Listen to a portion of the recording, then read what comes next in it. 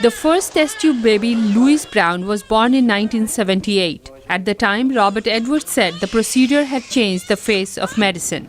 We knew for the first time that science and medicine had entered human conception decisively, and that from now on we would look at illnesses and diseases and other disorders in embryos as part of medicine. Since then, 4 million babies around the world have been born by using the technique that became known as in vitro fertilization, or IVF. Edwards began his work in the 1950s with colleague Patrick Steptoe, who died in 1988. The two men developed a technique in which the eggs are removed from a woman, fertilized outside her body, and then implanted in her womb.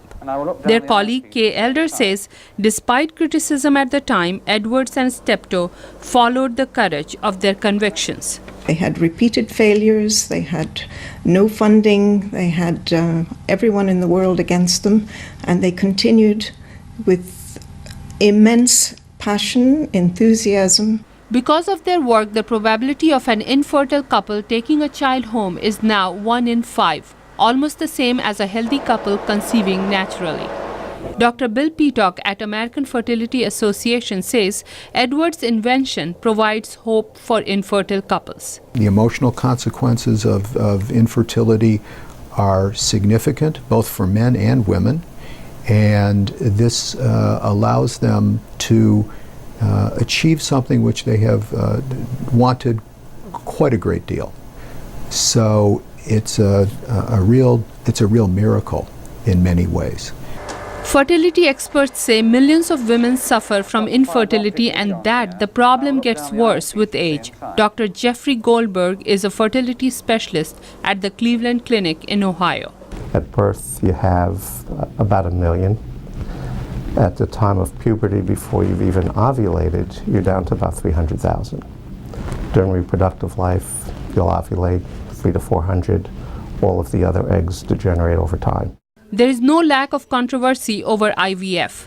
The Catholic Church says it's unethical. Some say an age limit should be put on would-be parents. Others debate whether gay couples should be allowed to have children through IVF and a surrogate.